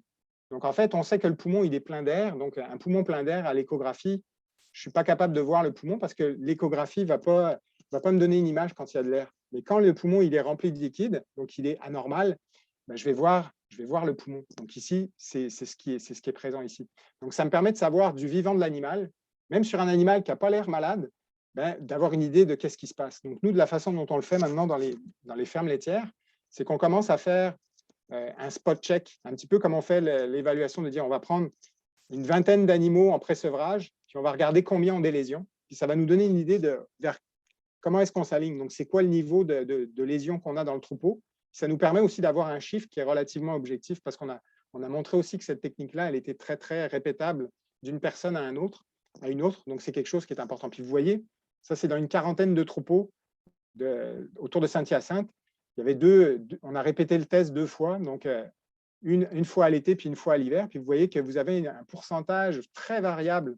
Donc, de ce côté-là, vous avez le pourcentage d'agneaux donc, avec des lésions pulmonaires. Puis en haut, vous avez le nombre de troupeaux. Vous voyez qu'il y a une grande variabilité des troupeaux. Il y a des troupeaux où il n'y a quasiment pas d'animaux qui ont des lésions. Puis vous avez des troupeaux où vous allez avoir plus de 6 animaux sur 10, vous allez trouver des lésions pulmonaires. Puis on voit aussi que, comme on s'y attendait, l'été, donc l'été, c'est ce qui est en noir. Donc en général, il y a moins de lésions, il y a moins de pneumonie l'été que de pneumonie l'hiver, donc qui étaient les barres en blanc. Donc ça nous donne des outils. Pour l'instant, ça n'a pas encore été validé chez l'agneau, mais ça pourrait peut-être être quelque chose d'intéressant à regarder dans le futur. Pour avoir, encore une fois, un outil objectif qu'on peut faire à des moments précis et qui ne se base pas sur ce qui va arriver plus tard au niveau de l'engraissement. On sait chez la génisse laitière, notamment, on a montré que ce qu'on observait à l'échographie, c'était aussi associé au retard de croissance, donc c'était associé à tous les impacts négatifs de pneumonie. Donc, c'est vraiment un outil qui est intéressant puis qui est rapide à faire. Ça ne prend vraiment pas beaucoup de temps. C'est avec le même type d'appareil que ce qu'on utilise pour faire la reproduction. Donc, ce n'est pas un appareil qui est très perfectionné non plus. Donc, vaccination, traitement, comme je vous l'ai dit, on a ébauché un petit peu quelques notions sur la vaccination. Avant tout, on veut miser sur un système immunitaire efficace et fonctionnel. Donc, encore une fois, revoir toutes les profils vitaminiques, oligo-éléments. Donc, on va être sûr que tout fait que notre agneau, finalement, est dans des bonnes conditions pour pouvoir supporter tous les stress qui peuvent lui arriver. La vaccination, le traitement, donc, comme je vous l'ai dit, ça dépend de plusieurs facteurs. Puis je pense qu'il y a des spécificités troupeaux, il y a des différentes spécificités régionales. Donc, je pense que pour moi, c'est important que le message soit d'avoir une discussion donc, avec votre vétérinaire, qui est celui qui connaît le mieux les conditions d'élevage, puis qui va pouvoir aussi vous aider à vous conseiller à quel serait le meilleur traitement, quel serait le meilleur vaccin, est-ce que la vaccination est importante, est intéressante ou pas, en fonction donc, de votre historique. La biosécurité, donc ici, c'est juste le logo de la chaire de biosécurité en production laitière qui est présente à la faculté. Donc, on a la biosécurité interne, c'est-à-dire la gestion des lots, ce qui se passe à l'intérieur de la ferme. Une chose importante, une fois que l'animal est dans un lot, il ne revient jamais en arrière, c'est-à-dire ce n'est pas parce que c'est l'agneau le moins développé qu'on va le mettre avec les plus jeunes. Ça, c'est la pire erreur que vous pouvez faire si vous voulez propager la pneumonie. Vous mettez un radet avec des plus jeunes. Finalement, le radet, lui, il va toujours rester un radet, mais il va rendre malade tous les autres agneaux plus jeunes. Donc, s'il est avec les plus gros, il doit rester avec les plus gros jusqu'à la fin, malheureusement, ou alors être mis tout seul à l'écart, mais surtout pas avec des jeunes en santé, parce que là, c'est là qu'on risque d'avoir des problèmes. On nettoie les parcs, l'hygiène, et on s'assure d'une bonne hygiène, avoir une bonne densité aussi pour diminuer les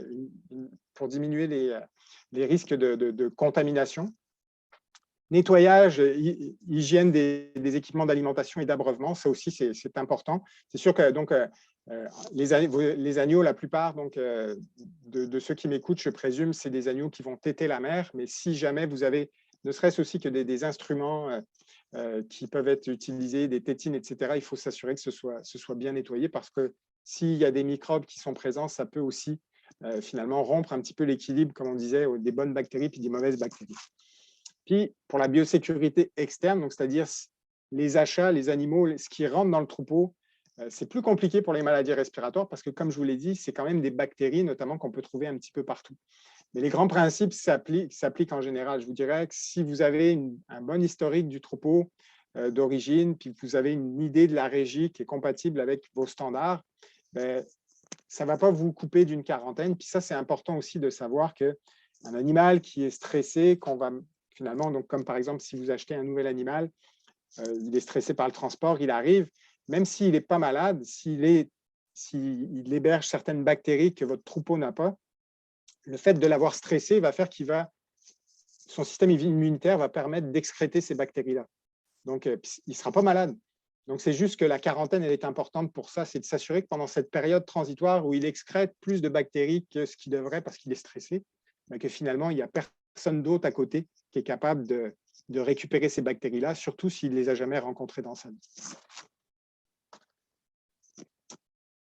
Donc, je ne sais pas si vous avez des questions, commentaires. Il ne me reste plus beaucoup de diapositives après, là, donc je pense qu'on peut peut-être continuer, finir, puis on pourra aller sur les périodes de questions à la toute fin. Oui, ça peut être ça. Je n'ai pas d'autres questions, en tout cas dans le chat. Parfait. Ah, je pense mais tu n'as pas de numéro de tracking, ça? Donc, par quoi je voulais finir, c'est finalement, dans votre troupeau, finalement, de prendre un petit peu de temps après la présentation, puis vous pourrez en reparler après avec votre vétérinaire, notamment, de savoir, dans votre troupeau, ça dit quoi, finalement? Est-ce que vous en piquez un de temps en temps? Bon, finalement, vous dites, je suis venu à ce séminaire-là, mais la pneumonie, moi, je ne connais pas, j'en ai pas. Vous êtes chanceux. C'est un gros problème. Il y en a toujours eu, donc ça ne sert à rien de faire de quoi. Ça, c'est l'approche, de toute façon, c'est fataliste. Ma croissance est sous-optimale. Donc, comme je vous dis, si la croissance est sous-optimale, ça ne veut pas dire que c'est la pneumonie le problème, mais il faudrait au moins éliminer cette possibilité-là. Je ne comprends pas pourquoi je ne fais pas mieux avec ma ration. Donc, ça aussi, ça peut être un indicateur qu'il se passe quelque chose. Puis, si vous êtes aussi dans l'optique, je suis tellement bon que ça ne peut pas arriver chez moi, vous avez vraisemblablement raison. Mais c'est juste de vous poser la question dans quelle catégorie est-ce que vous êtes, puis si ça vaut la peine d'aller investiguer un petit peu plus en profondeur. Donc, c'est important de savoir si la pneumonie est une limite à votre rentabilité, si finalement vous perdez de l'argent. Donc, ça, c'est quelque chose qui est important donc, à garder. Puis, si vous perdez de l'argent, il faut colmater la brèche. Là. Donc, en fait, j'avais trouvé cette bulle assez drôle. Là. Je vais la lire. Vous faites des travaux, mon cher. J'en avais assez de jeter de l'argent par les fenêtres, donc j'ai bouché les fenêtres. C'est aussi une solution. Donc, c'est un petit peu ça l'objectif. Donc, d'essayer de colmater la brèche, puis de voir un peu, selon votre troupeau, c'est quoi les facteurs de risque qui sont donc les plus délétères. Donc, par où je commence? Encore une fois, si on ne sait pas d'où on vient, on ne sait pas où on va. Donc, il faut faire un bilan. Ça va prendre des données à minima. Donc, si vous avez des données sur les traitements par agneau, combien sont traités, puis c'est quoi les motifs de traitement, s'il y a sur le type d'antibiotique qui est utilisé. Également, donc, avoir une idée des gains par rapport à ce à quoi vous vous attendez, puis ce que vous observez. La mortalité aussi, ça peut être un certain outil. Le but, c'est d'avoir des choses qui sont quantifiables. Puis à partir du moment où on a finalement un point de départ, on va être capable de voir si on change certains paramètres, comment est-ce que finalement ces seuils-là qu'on a définis au départ, ils vont bouger aussi. Donc, par où je commence, j'ai mis ici, par exemple, une fiche qui est disponible au CEPOC, donc pour voir un petit peu les différents points pour être capable d'avoir un minimum de données. Puis si on n'a pas les données, c'est pas grave, c'est juste qu'il faut mettre le doigt sur le bobo puis dire, OK, qu'est-ce qu'on fait pour en avoir? C'est ça qui est important. Donc, j'arrive à la conclusion. Donc, en conclusion, j'ai repris une phrase que je trouvais qui résume tout ce qu'on a dit jusqu'à présent et qui avait été donnée lors du symposium en vin par Dr Richard Bourassa de Sherbrooke. Mieux vaut prévenir tôt qu'espérer guérir plus tard. Donc, c'est toujours d'actualité. Je pense que c'est ça. Donc, dans le cadre des pneumonies, votre médecin vétérinaire est votre allié pour vous aider à cerner la situation dans votre troupeau, mettre en place une stratégie pour s'améliorer. Puis, ça va nécessiter donc aussi des données, un minimum de données pour être capable de quantifier l'amélioration. Puis, c'est aussi un auteur que je cite très souvent. Là. Sans données, si on n'a pas de données, on a juste une opinion. Ça ne veut pas dire que notre opinion n'est pas bonne, mais c'est juste une autre opinion. Donc, il faut vraiment avoir des données pour être capable de s'améliorer. Ça finit ma présentation à 2 minutes de midi. Donc, je ne sais pas si vous aviez des questions, commentaires, suggestions. Tu es assez ponctuel, Sébastien. Bravo. Moi, j'ai trouvé ça personnellement très intéressant. Un grand merci. Je regarde, tu vois, j'ai des commentaires super webinaires très, très complets, intéressants. Merci, merci. J'essaie de voir s'il y a des questions à travers. On a plusieurs merci. Je vois qu'il y a Myriam de la chèvrerie au volet vert. Ah oui, oui, levez la main, OK. Oui, j'ai regardé les chats. Alors, Myriam, oui, si tu veux ouvrir ton micro. Oui. Non, mais moi, c'est juste un petit commentaire, tu sais, puis ça revient. Parce que là, ici, ben là, j'imagine que dans mon nom, ça le dit, chèvrerie, j'élève des chèvres. Oui. Mais ça revient souvent là, dans toutes les formations qu'on a. On compare souvent, même dans les chèvres, on va souvent comparer à l'agneau, on va comparer au veau, on va comparer à toutes sortes d'affaires, mais on n'a jamais rien d'homologué pour la chèvre. Fait que, tu sais, c'est super cool de voir nos comparatifs, puis ce qui se fait dans le veau, puis ce qui se fait. Mais si tu regardes vraiment ce que tu mais si tu peux vraiment faire, ben, théoriquement, on ne pourrait pas faire grand-chose si on y allait avec ce qu'on a le droit d'utiliser, façon de parler. Fait, ça serait bien aussi, moi, c'est juste pour faire du pouce sur continuer des fois de peut-être vouloir homologuer des choses là, pour la chèvre. Mais c'est juste ça. C'est un commentaire. C'est ce que mais sinon, c'était super bien. Merci beaucoup. Je suis tout à fait d'accord avec vous. Moi, c'est ce qui m'a découragé un petit peu quand je suis venu ici par rapport à la France, de voir le peu de spécialités qui étaient homologuées chez les petits ruminants, et puis encore pire chez la chèvre. Là, mais effectivement, c'est vraiment un des défis qu'on a. Puis c'est pour ça qu'on essaye souvent de dire, OK, ce sur quoi on a le contrôle, finalement, il y a la régie sur laquelle on a le contrôle, puis les animaux. Après ça, au niveau des traitements antibiotiques, on a un certain contrôle, mais le contrôle, il ne dépend pas juste de nous, parce qu'il dépend de ce qui est homologué. Puis on sait que présentement, le marché de la chèvre est encore plus petit que le marché de l'agneau en Amérique du Nord. Donc, c'est clair que les perspectives de développement de nouveaux vaccins ou nouveaux antibiotiques sont quand même assez limitées. Parfait, merci. J'ai une question qui porte, en fait, ça demande quel pourcentage allouez-vous à la qualité de l'air dans la prévalence de la pneumonie? Je ne sais pas si c'est une bonne question précise. Mais... C'est donc le pourcentage, donc on va faire une réponse comme on dit, une réponse de Normand, ça dépend. En fait, ça dépend de finalement, qu'est-ce qu'on appelle qualité de l'air. Ce qu'on sait, c'est que finalement, par exemple, si j'ai de l'ammoniac, on veut que ce soit en dessous de 5 ppm, mais finalement, entre 5 et 10 ppm, c'est moins impactant que si j'ai plus que 10 ou 20 parties par million d'ammoniac dans l'air, où là, ça va avoir un facteur qui est très irritant. En général, encore une fois, ça a été plus investigué chez les veaux que chez les agneaux, mais ce qu'on regardait, c'était que finalement, on pouvait avoir une incidence de nouveaux cas qui était jusqu'à 2 fois plus élevée quand on comparait des veaux avec des bonnes conditions versus des conditions de ventilation qui étaient différentes, qui étaient sous-optimales. Mais c'est très variable parce que ça dépend. Il y a du sous-optimal, il y a du très sous-optimal, puis il y a du très, très, très sous-optimal. Donc, ça veut dire que c'est là qu'on a aussi certaines nuances.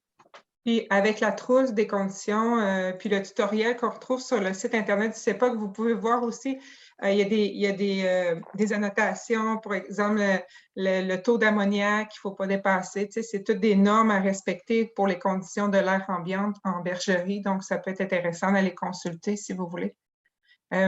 J'avais une autre question. C'est par rapport aux échographies qui se fait chez les veaux. Je trouvais ça intéressant également. La personne demande, donc, ça vaudrait-il la peine de faire des échographies pulmonaires avant l'achat de nouveaux animaux? En fait, ça n'a pas été vraiment… L'échographie, c'est intéressant, ça nous donne une image à un moment donné de ce qu'on a au niveau du poumon. C'est sûr qu'avec l'échographie, on ne peut pas regarder tout le poumon. Donc, on voit une certaine partie du poumon. Donc, ce n'est pas un outil qui est parfait. Et de la même façon, l'échographie ne nous dit pas si l'animal, finalement, il a une séquelle de pneumonie, c'est-à-dire qu'il a juste un poumon qui est un peu sous-performant parce que finalement, il reste une portion du poumon qui est anormale ou si c'est quelque chose qui est actif. Donc, en fait, pour l'instant, ce qu'il faut qu'il soit compris de ma réponse, c'est que le fait de voir une lésion sur un animal que j'examine, ça me dit qu'il a été en contact avec un agent de pneumonie, donc que peut-être effectivement sa croissance peut être altérée. Ça ne me dit pas si je dois le traiter ou pas, parce que ça, il peut y avoir juste une séquelle qui ne nécessite pas de traitement.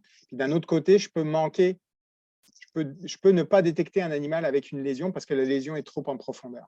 Donc, pour l'instant, même chez les bovins, on n'a pas nécessairement de charte qui permet de dire examiner un animal qui arrive hors de tout doute, ça exclut la pneumonie. Ça me permet juste de dire il a eu dans son passé un épisode de pneumonie.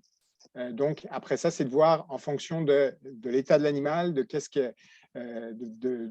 troupeau, d'où est-ce qu'il provient. Cet animal-là, il peut être à risque de moins bien performer dans le troupeau, mais il peut aussi, donc, même s'il est plus à risque de moins bien grandir, il peut quand même avoir une croissance normale. Donc, c'est un petit peu en fonction du niveau de risque de l'acheteur, de ce qu'il est capable de tolérer aussi. Parfait, merci beaucoup, Sébastien. Je n'ai pas d'autres questions dans le chat. Avant que les gens quittent, je vous demanderai si j'ai envoyé justement sur le chat un petit sondage vraiment rapide pour l'appréciation de ce webinaire-ci avec le docteur Buzenski. Puis, c'est ça, écoute, on est presque monté à 100 participants. Alors, je pense que c'était d'intérêt ce webinaire. Et puis, je te remercie grandement, Sébastien, c'était très intéressant. Je vais rouvrir ma caméra. Donc, merci beaucoup et puis sûrement au plaisir de te revoir, oui. Possiblement lors d'autres webinaires. En présence. Oui, j'ai Gaston qui vient d'ouvrir sa caméra que tu connais certainement, qui est dans l'équipe CEPA. Donc, je voulais te remercier. C'était très intéressant, Sébastien. Merci beaucoup. Merci. Et juste avant qu'on se quitte, je vois qu'il y a des questionnaires à remplir. N'hésitez pas, s'il y a des points à améliorer, etc. On est toujours preneur. On sait qu'on fait les choses d'une certaine façon, puis il y a peut-être des messages qui passent, qui ne passent pas, mais ce qu'on veut, c'est s'améliorer aussi. Donc, si vous avez des commentaires à faire, ils sont bienvenus. Oui, parfait. Puis je pourrais te les transférer si jamais ça passe par nous. Parfait. Donc, je vais